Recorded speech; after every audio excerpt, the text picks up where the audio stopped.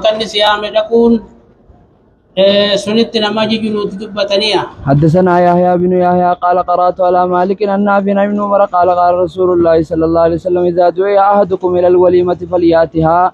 وحدثنا محمد بن المثنى حدثنا خالد بن الحارث عن عبيد الله عن نافع بن عمر عن النبي صلى الله عليه وسلم قال اذا دعي احدكم الى الوليمه فليجب. قال خالد فاذا عبيد الله ينزله على العرس. وليماتنا وليما روسا ركم سيسا جنيا. حدثنا ابن نمير حدثنا ابي حدثنا عبيد الله عن نافع عن ابن عمر عن النبي صلى الله عليه وسلم قال اذا دعي احدكم الى وليمه عرس فليجب. حدثني ابو الربيع وابو كامل قال حدثنا حماد حدثنا ايوب حاوى حدثنا قتيبة حدثنا حماد عن ايوب عن نافع عن ابن عمر قال رسول الله صلى الله عليه وسلم اوتوا الدعوه اذا دعيتم. وحدثني محمد بن رافع حدثنا عبد الرزاق حدثنا عبد الرزاق اخبرنا معمر عن ايوب عن نافع ان ابن عمر كان يقول عن النبي صلى الله عليه وسلم اذا دعا احدكم اخاه فليجب عرسا كان او نحوه. وحدثني اسحاق بن منصور حدثني عيسى بن المنذر حدثنا بقية حدثنا الزبيدي عن نافع عن ابن عمر قال قال رسول الله صلى الله عليه وسلم من دعي الى عرس او نحوه فليجب. حدثني حميد بن مسعدة الباهلي حدثنا بشر بن المفضل حدثنا اسماعيل بن أمية عن نافع عن عبد الله بن عمر قال قال رسول الله صلى الله عليه وسلم اوتوا الدعوة اذا دعيتم.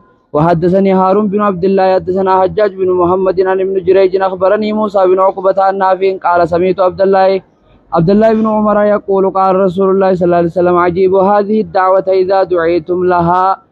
قال وكان عبد الله بن عمر يأتي الدعوة في العرس وغير العرس ويأتيها وهو صائم. وحدثني أرملة بن يحيى أخبرنا ابن وهب حدثني عمر بن محمد عن نافع بن عمر أن النبي صلى الله عليه وسلم قال إذا دعيتم إلى قراء فأجيبوا. وحدثنا محمد بن المثنى حدثنا عبد الرحمن بن مهدي حاوى حدثنا محمد بن عبد الله بن نمير حدثنا أبي قال حدثنا سفيان عن أبي الزبير عن جابر قال قال رسول الله صلى الله عليه وسلم إذا دعي أحدكم إلى طعام فليجب فإن شاء طعم وإن شاء ترك ولم يذكر ابن المثنى إلى طعام. وحدثنا ابن نمير حدثنا أبو عاصم عن ابن جريج عن أبي الزبير بهذا الإسناد بمثله. حدثنا أبو بكر بن أبي شيبة حدثنا حفص بن غياث عن هشام عن ابن سيرين عن أبي هريرة قال قال رسول الله صلى الله عليه وسلم إذا دعي أحدكم فليجب فإن كان صائما فليصلي وإن كان مفطرا فليطعم.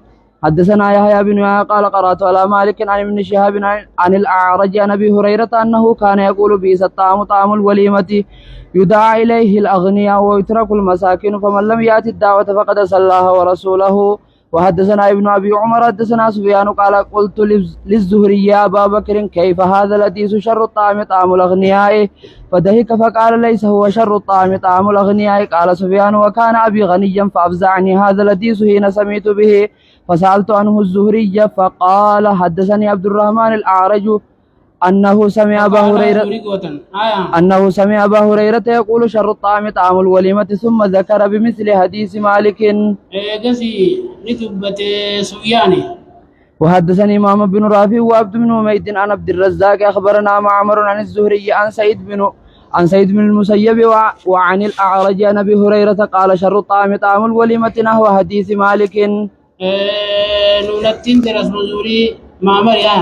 وحدثنا ابن ابي عمر حدثنا سفيان عن ابي الزناد عن الأعرج عن ابي هريره نحو ذلك. وحدثنا ابن ابي عمر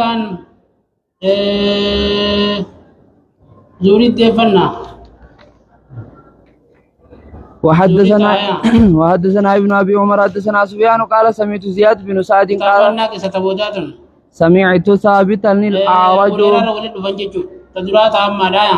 يحدث عن ابي هريره ان النبي صلى الله عليه وسلم قال شر الطعام طعام الوليمه يمنعها من ياتيها ويدعى اليها من ياباها ومن لم يجب الدعوه فقد اسى الله ورسوله. كتاب الطلاق. باب لا تحل المطلقه ثلاثا لمطلقها حتى تنكح زوجا غيره.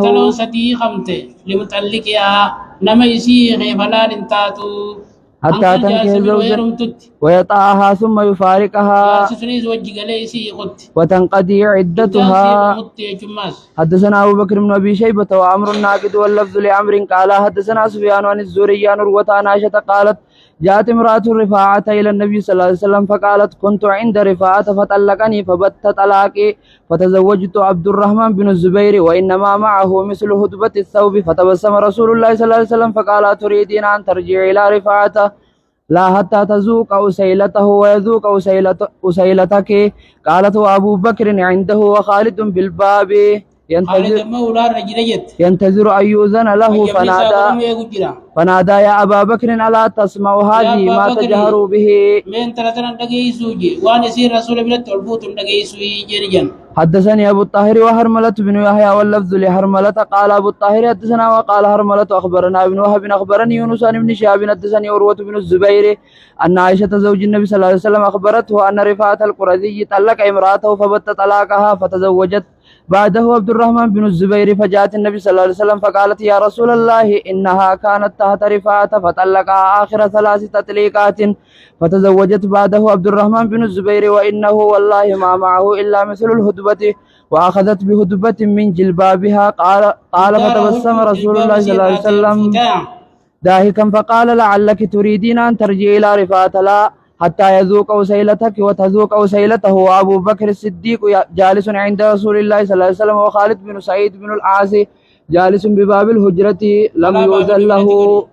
قال فطفق خالد ينادى أبا بكر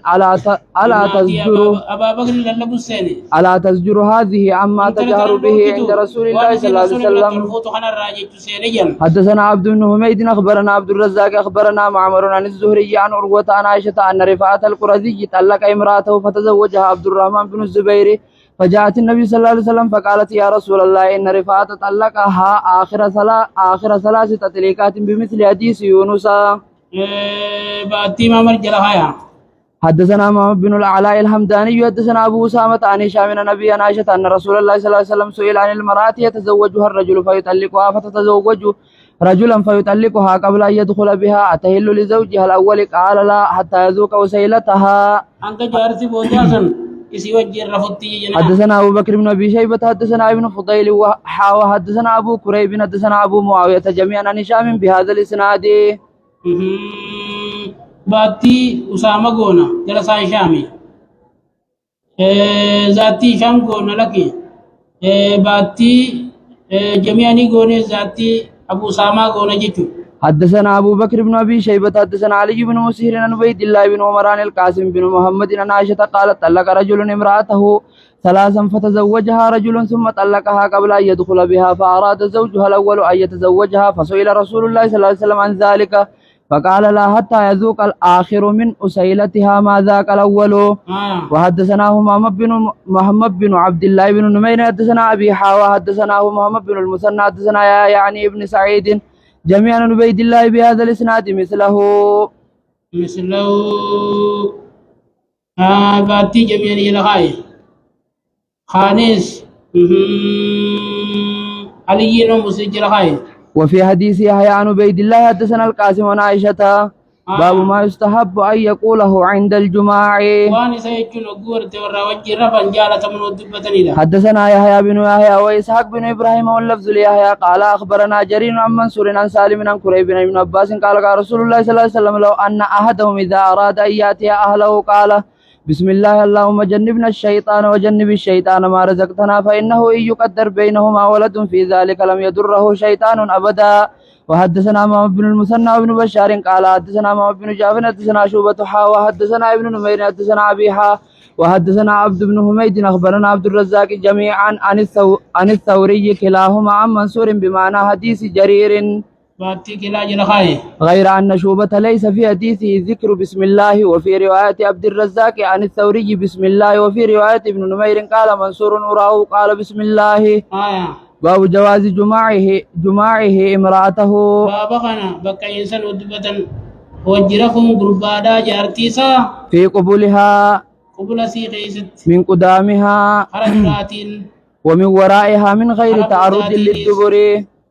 دبر قصد ملتيا. حدثنا قتيبة بن سعيد وأبو بكر بن أبي شيبة وعمر الناقد واللفظ لأبي بكر قالوا حدثنا سفيان عن ابن المكندر سمع جابرا يقول كانت اليهود تقول إذا أتى الرجل امرأته من دبرها في قبلها كان الولد أهول فنزلت نساؤكم هرس لكم فأتوا هرسكم أن شئتم وحدثنا محمد بن رمح أخبرنا الليث عن ابن الحادي عن أبي حازم عن محمد بن المكندر عن جابر بن عبد الله أن يهود كانت تقول إذا أتيت المرأة من دبرها في قبلها ثم حملت كان ولدها أهول قال فأنزلت نساؤكم حرث لكم فأتوا حرثكم أن شئتم.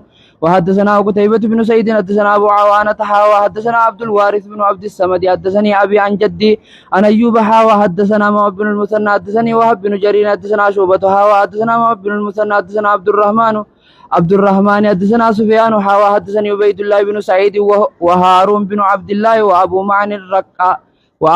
معن الرقاشي قالوا حدثنا وهب بن جرير حدثنا أبي قال سمعت النعمان بن راشد يحدث عن الزهري وحدثني سليمان بن معبد حدثنا معلى بن أسد حدثنا عبد العزيز وهو ابن المختار عن سهيل بن أبي صالح كل هؤلاء عن محمد بن المكندر عن جابر بهذا الحديث. باتي كل هؤلاء جلخاي خان أبي عازم جلخاي درس محمد بن المكندر.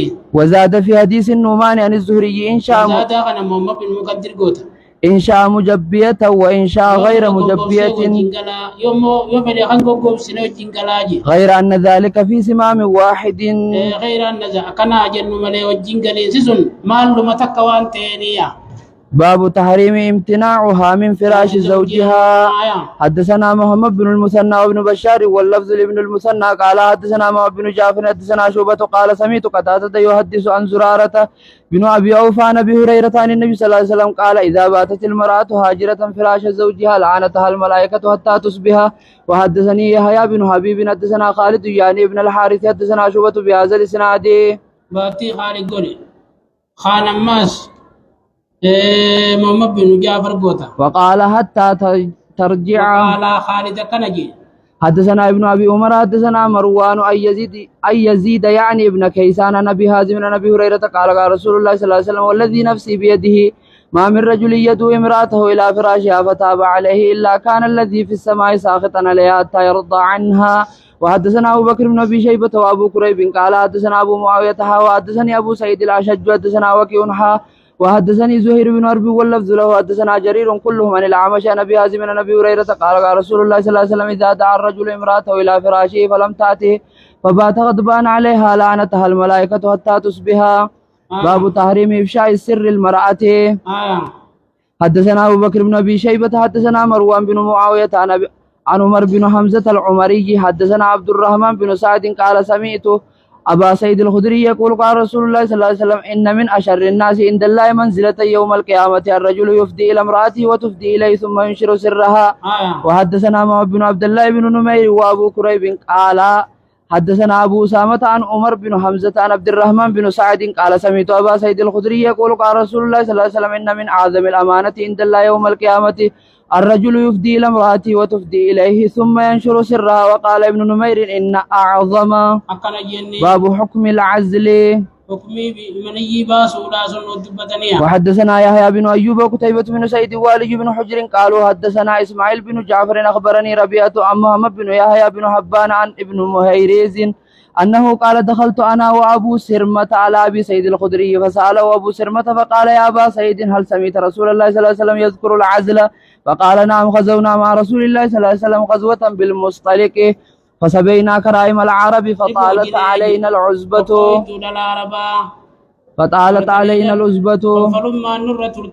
ورغبنا في الفداء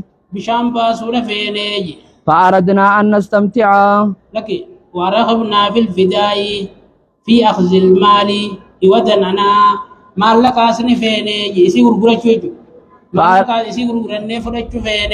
فأردنا أن نستمتع ونعزل فقلنا نفعل ورسول الله صلى الله عليه وسلم بين ظهرنا لا نسأله فسألنا رسول الله صلى الله عليه وسلم فقال لا عليكم ألا تفعلوا ما كتب الله خلق نسمة هي كائنة إلى يوم القيامة إلا ستكون. حدثني محمد بن الفرج مولى بن هاشم حدثنا محمد بن زبرقان حدثنا موسى بن عقبة عن محمد بن يحيى بن حبان بهذا الإسناد في معنى حديث ربيعة غير أنه قال أكن أجن ملي موسى قال فإن الله كتب من هو خالق إلى يوم القيامة. نمان كويا قيامات وما مخاطبه جرا دور كندن ديسني جيان. حدثني عبد الله بن محمد بن الأسماء الدبئي حدثنا جويرية عن مالك عن الزهري بن مهيريز عن أبي سعيد الخدري أنه أخبره قال أصبنا سبايا فكنا نعزل ثم سألنا رسول الله صلى الله عليه وسلم عن ذلك فقال لنا وإنكم لتفعلون ما من نسمة كائنة ما من نسمة كائنة إلى يوم القيامة إلا هي كائنة. وحدثنا نصر بن علي الجهدمي حدثنا بشر بن المفضل حدثنا شعبة عن أنس بن سيرين أما عبد بن سيرين عن أبي سعيد الخدري قال قلت له سمعته من أبي سعيد قال نعم عن النبي صلى الله عليه وسلم قال لا عليكم ألا تفعلوا فإنما هو القدر. وحدثنا محمد بن المثنى وحدثنا محمد بن المثنى وابن بشار قال حدثنا محمد بن جعفر وحدثنا يا ابن حبيب حدثنا خالد يعني ابن الحارث وحدثني محمد بن حاتم حدثنا عبد الرحمن بن مهدي وبهز قالوا جميعا حدثنا شعبة عن أنس بن سيرين بهذا الإسناد مثله. واتي جميعا غونا خانس درسا شوبا بشر غونا غير أن في حديث عن النبي صلى الله عليه وسلم قال في العزل لا عليكم ألا تفعلوا ذاكم فإنما هو القدر. وفي رواية بهز قال شعبة قلت له سمعته من أبي سعيد قال نعم. وحدثني أبو الربيع الزهراني وأبو كامل الجهدري واللفظ لأبي كامل قال حدثنا أحمد وهو ابن زيد حدثنا أيوب عن محمد بن عبد الرحمن بن بشر بن مسعود رده إلى أبي سعيد الخدري قال سئل النبي صلى الله عليه وسلم عن العزل فقال لا عليكم ألا تفعلوا ذاكم فإنما هو القدر. قال محمد وقوله لا عليكم أقرب إلى النهي. لا عليكم يخناتو خرناي ردياتا دلقون ربنا دلقا ناجتو. وحدثنا محمد بن المثنى حدثنا معاذ بن معاذ حدثنا ابن عون عن محمد عن عبد الرحمن بن بشر الأنصاري قال فرد الحديث حتى رده إلى أبي سعيد الخدري. قال محمد كجي رده فرد الحديث عبد الرحمن بن بشر يكون حديث ديبسيجي حتى رده إلى أبي سعيد الخدري. قال ذكر العزل عند النبي صلى الله عليه وسلم. أبي سعيد كجي عزلين كن نبي برد دبتميجي فقال نبي ربي وما ذاكم قالوا الرجل مالك دبتني قالوا الرجل تكون له المرأة ترضع فيصيب منها ويكره أن تحمل منه والرجل تكون له الأمة فيصيب منها ويكره أن تحمل منه قال فلا عليكم ألا تفعلوا ذاكم فإنما هو القدر. قال ابن عون فحدثت به الحسن فقال والله لكأن هذا زجر. وحدثني حجاج بن الشاعر حدثنا سليمان بن خرب حدثنا حماد بن زيد بن عون قال حدثت محمد عن إبراهيم بحديث عبد الرحمن بن بشر يعني حديث العزل فقال إياي حدثه عبد الرحمن بن بشر إبراهيم حدثنا محمد بن المثنى حدثنا عبد الأعلى حدثنا هشام عن محمد عن معبد بن سيرين قال قلنا لأبي سعيد هل سمعت رسول الله صلى الله عليه وسلم يذكر في العزل شيئا قال نعم وساق الحديث بمعنى حديث ابن عون إلى قوله القدر. حدثنا عبيد الله بن عمر القواريري وأحمد بن عبدة قال ابن عبدة أخبرنا وقال عبيد الله حدثنا سفيان بن عيينة عن ابن أبي نجيه عن مجاهد عن قزاة عن أبي سعيد الخدري قال ذكر العزل عند رسول الله صلى الله عليه وسلم فقال ولم يفعل ذلك أحدكم ولم يقل فلا يفعل ذلك أحدكم فإنه ليست نفس مخلوقة إلا الله خالقها. حدثني هارون بن سعيد الأيلي حدثنا عبد الله بن وهب أخبرني معاوية يعني ابن سالم عن علي بن أبي طلحة أنا بالوداك عن أبي سعيد الخدري سمعه يقول سئل رسول الله صلى الله عليه وسلم عن الأزل فقال ما من كل الماء يكون الولد وإذا أراد الله خلق شيء لم يمنعه شيء. حدثني أحمد بن المنذر البصري حدثنا زيد بن حباب حدثنا معاوية أخبرني علي بن أبي طلحة الهاشمي عن أبي الوداك عن أبي سعيد الخدري عن النبي صلى الله عليه وسلم بمثله. خانس عبد الله يلقايا حدثنا أحمد بن عبد الله بن يونس حدثنا أحمد بن عبد الله بن يونس حدثنا زهير أخبرنا أبو الزبير عن جابر أن رجلا أتى رسول الله صلى الله عليه وسلم فقال إن لي جارية هي خادمنا وثانيتنا وأنا أطوف عليها. وثانيتنا أما اللي تنوبافتو تينيا جمشان نوبافتو جيجو وأنا أطوف عليها وأنا أكره أن تحمل. فقال أعزل عنها إن شئت فإنه سيأتيها ما قدر لها. فلبس الرجل ثم أتاه فقال إن الجارية قد حبلت. فقال قد أخبرتك أنه سيأتيها ما قدر لها. حدثنا سعيد بن عمرو الأشعثي حدثنا سفيان بن عيينة عن سعيد بن حسان عن عروة بن عياد عن جابر بن عبد الله قال سأل رجل النبي صلى الله عليه وسلم فقال إن عندي جارية لي وأنا عازل عنها. فقال رسول الله صلى الله عليه وسلم إن ذلك لم يمنع شيئا أراده الله. قال فجاء الرجل فقال يا رسول الله إن الجارية التي كنت ذكرتها لك حملت. فقال رسول الله صلى الله عليه وسلم أنا عبد الله ورسوله. وحدثنا حجاج بن الشاعر حدثنا أبو أحمد الزبيري حدثنا سعيد بن حسان قاص أهل مكة أخبرني عروة بن عياد بن عدي بن الخيار النوفلي عن جابر بن عبد الله قال جاء رجل إلى النبي صلى الله عليه وسلم بمعنى حديث سفيان. أبو أحمد جرائي حدثنا أبو بكر بن أبي شيبة وإسحاق بن إبراهيم قال إسحاق أخبرنا وقال أبو بكر حدثنا سفيان عن عمرو عن عطاء عن جابر قال كنا نازل والقرآن ينزل. زاد إسحاق قال سفيان لو كان شيء ينهى عنه لنهانا عنه القرآن. وحدثني سلمة بن شبيب حدثنا الحسن بن أعين حدثنا ماكل عن عطاء قال سمعت جابر يقول لقد كنا نعزل على هدي رسول الله صلى الله عليه وسلم. نوركا تنزيات. وحدثني أبو غسان المسمعي حدثنا معاذ يعني ابن هشام حدثني أبي عن أبي الزبير عن جابر قال كنا نعزل على عهد رسول الله صلى الله عليه وسلم فبلغ ذلك نبي الله صلى الله عليه وسلم فلم ينهانا. باب تحريم وطئ الحامل.